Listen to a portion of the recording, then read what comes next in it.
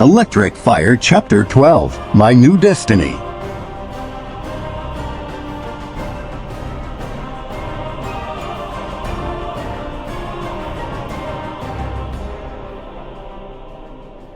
Sonic was the first to wake up. We were in a helicopter, both of us were in a cage but separated. Sonic wasn't happy and able to use his powers at the moment, but worst of all, the commander was sitting in the back of the chopper with us. The commander could tell Sonic was awake despite him not moving. There as met, Sonic trembled a bit, noticing the weapon in the commander's hand. Then Sonic's gaze went to me. The commander kept watch on the blue hedgehog, then followed his gaze. I was still out cold. Alright, Hedgehog, I know you're awake. Sonic flinched, his gaze went back to the commander when he spoke. First question, Hedgehog. How long have you been on Earth? If you don't answer the question, well, I got a loaded gun, and it doesn't shoot tranquilizers. Sonic didn't like the idea of getting shot at. He didn't have a choice but to answer. Many years, 10 in total. I was only a kid when I was sent here. Sonic sighed, remembering when Longclaw had sent him through the ring portal. His ears lowered a bit, but then a rustle caused him to look back at me. I was starting to wake. The commander said nothing.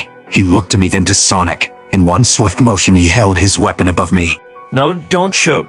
Sonic shouted. Finally, his power kicked in. The electricity sparked. I was glowing a bright blue instead of an emerald green. The chopper was starting to spin out of control due to how intense Sonic's power was, but the chopper only lost control for a moment. He's evil and he's the enemy, created as a living weapon. The commander yelled back at Sonic. I stayed still despite the situation I was in. He was right, I was created to be a living weapon, but I wasn't sure as to why. Maybe Gerald knew that one day the government would find out about his plans on finding a cure for his granddaughter, or they'd find out about that he was working with another being to create life. If I tried anything, this guy was willing to take the shot. Don't shoot him. He hasn't done any harm since he escaped. Okay, me and him destroyed a couple drones and I attacked a helicopter, but he hasn't exactly destroyed any towns. The commander just sighed. Then he lowered the weapon. We were landing now. Sonic panicked a bit as the chopper rocked a bit as it was getting ready to land. We were in more trouble than I thought. Once on the ground, the commander put his weapon away and picked up the cage I was in.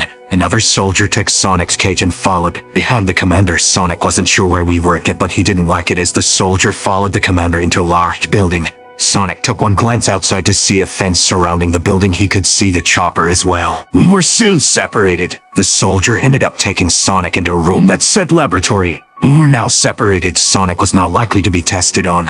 I really wanted to break free and bust us both out, but instead his Sonic's cage was set down on a table. While the soldier's back was turned, he escaped from the cage. He had brought his bag of rings with him. He must have grabbed the bag when he left his headphones and iPod home. The next thing I knew, Sonic was back out in the hallway. He only had 3 rings left after what occurred with Robotnik. He decided to stop Tom for a bit. Nothing happened to me, though I was still able to move. He let me out of the cage, then ran back into the lab and put a stuffed animal in the cage before locking it. Then he went back into the lab and decided to leave a mess of chemicals, also tipping over jars and other things before using a ring to get us both back to Green Hills. Of course I joined in on the chaos. I helped to knock some stuff over, such as a chair and a table.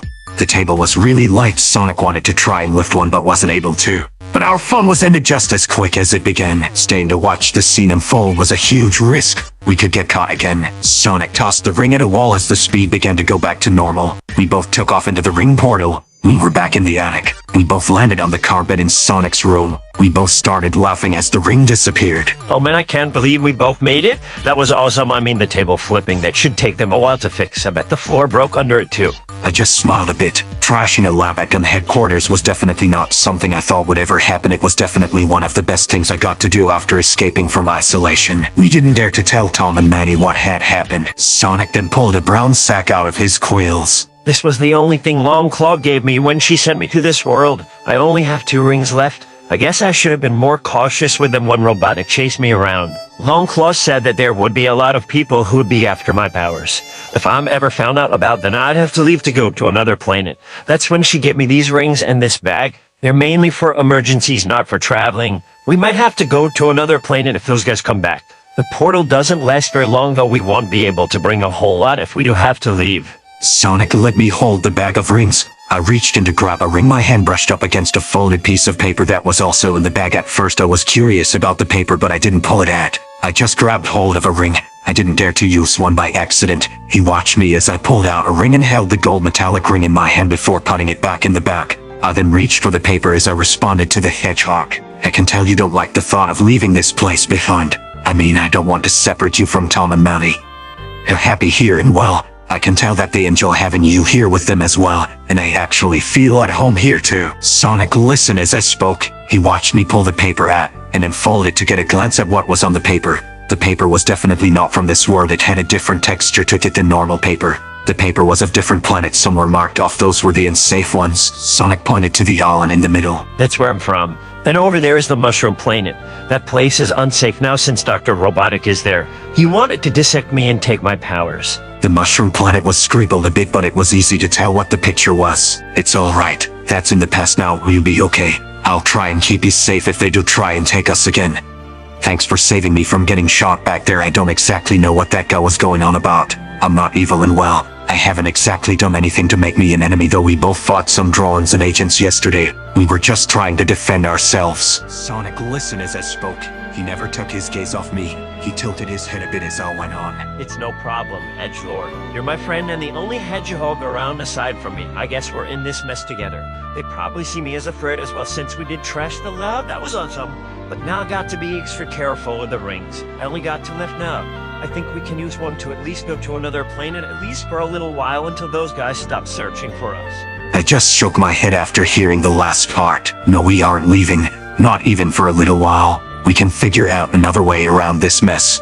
It's too late for me to protect Maria and Gerald, but it isn't too late for me to at least keep you and your family safe. I folded the paper up and put it back in the bag of rings and passed it to Sonic. Just don't use the rings until I come up with a plan.